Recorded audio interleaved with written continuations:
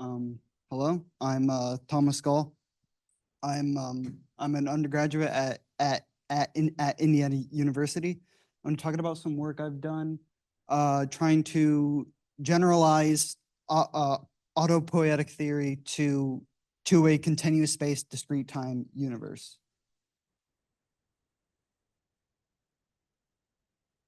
Oh.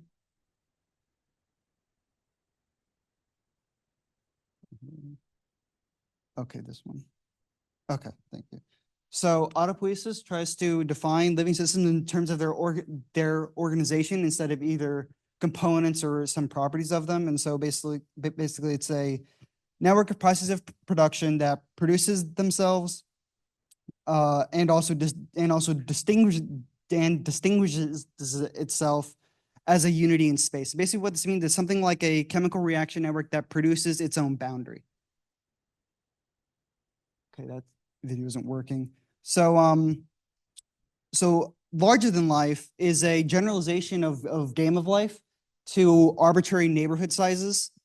And what it can do is it can give you similar chaotic dynamics that also produce these bounded entities that are persistent structures. So what we can do is try to understand them from an autopoietic perspective.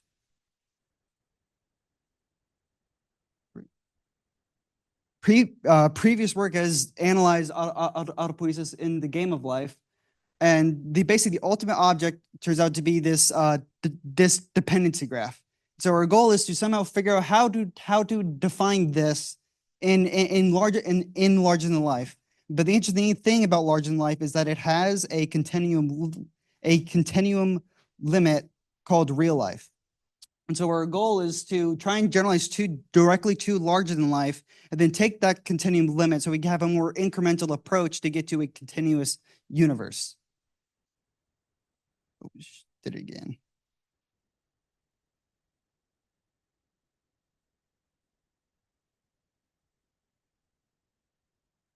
Okay, so first we talk about what objects are we going to be trying to analyze. So I'm going to be focusing on a block, which is the simplest possible structure. And it's just a static structure that doesn't move. So basically what we're going to do is we're going to identify the on cells as the interior components, and then the boundary as just the surrounding sort of light cone surrounding those on cells. And so that way now we can analyze this in autopoietic terms by trying to figure out what sort of processes produce that boundary and the interior components. Why? Because sorry.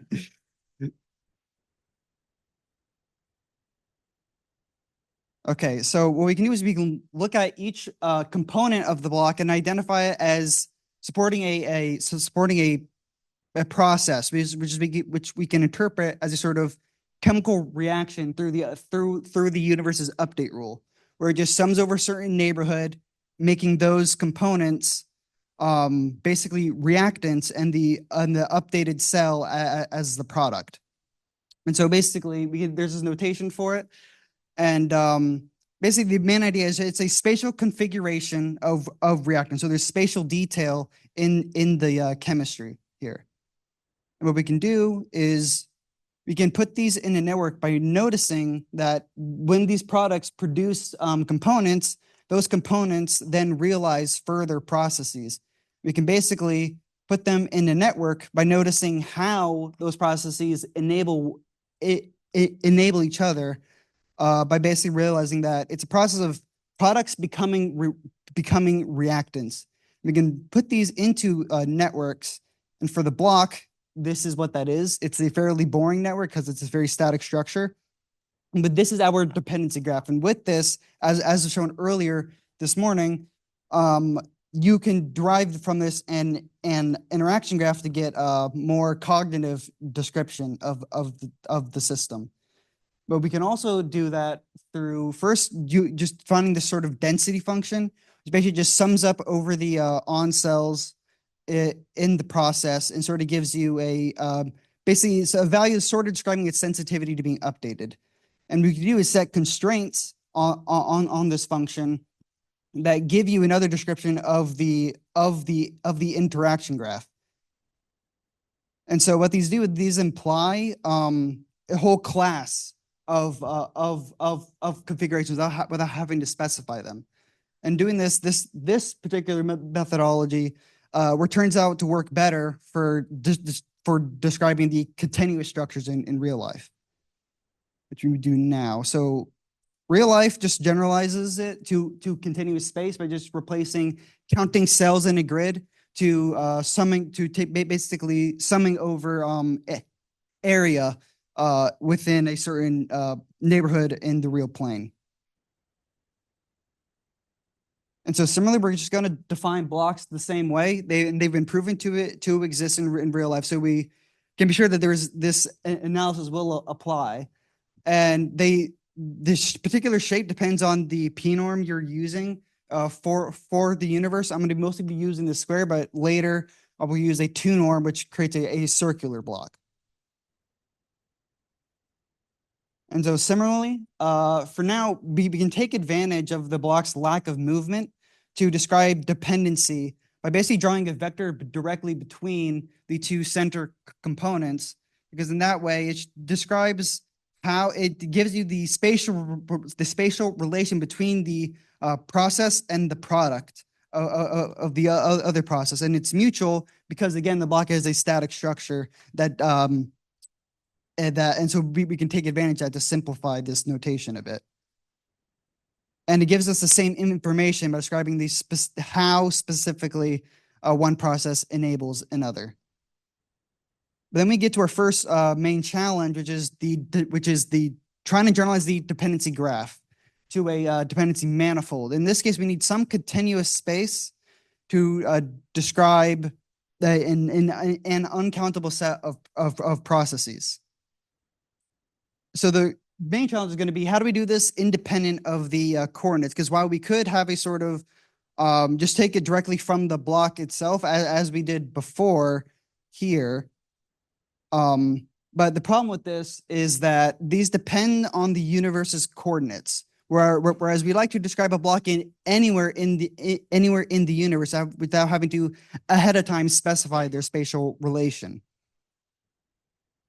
And also, there's going to be complications when we want to reintroduce translation and also moving between different kinds of structures within the same entity.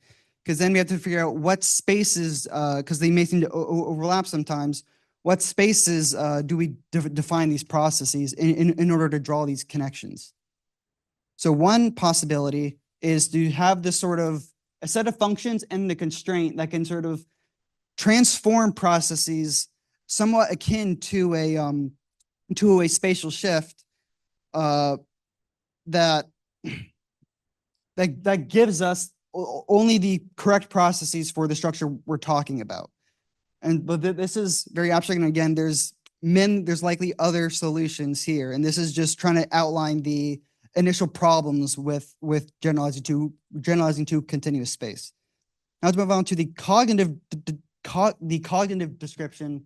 Again, we have the problem of now a continuous space of structures, but what's interesting is because real life is still discrete in time, we're going to be basically jumping around this continuous space.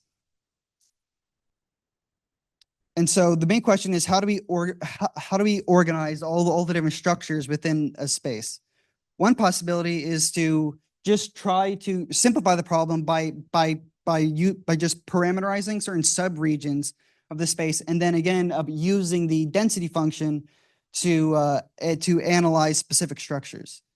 So, for instance, here, what I've done is I've used the 2 norm, which can take advantage of the radial symmetry, and then we can just say we're interested in just one class of perturbations, which is just a uniform ring around the block. So that simplifies all of the environmental components to one parameter.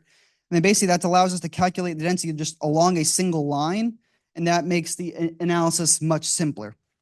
And again, we can use a density function here to produce this manifold, which is the orange manifold, and then set a constraint on it, which is going to be this pink plane.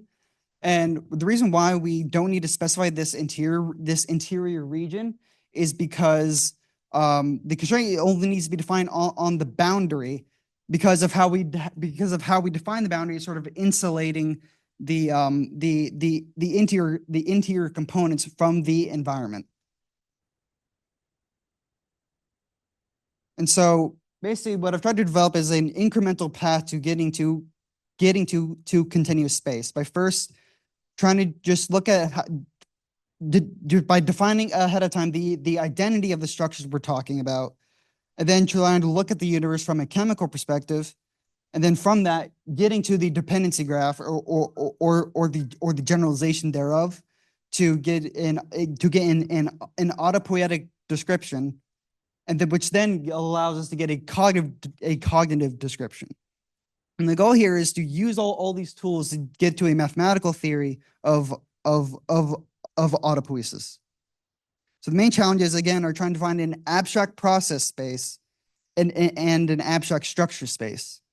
As well, there's the problem of needing to prove the existence of other kinds of entities in real life, because at the moment only blocks and other sorts of still lifes are proven.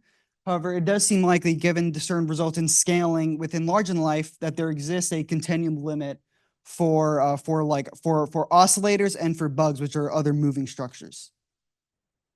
Thank you.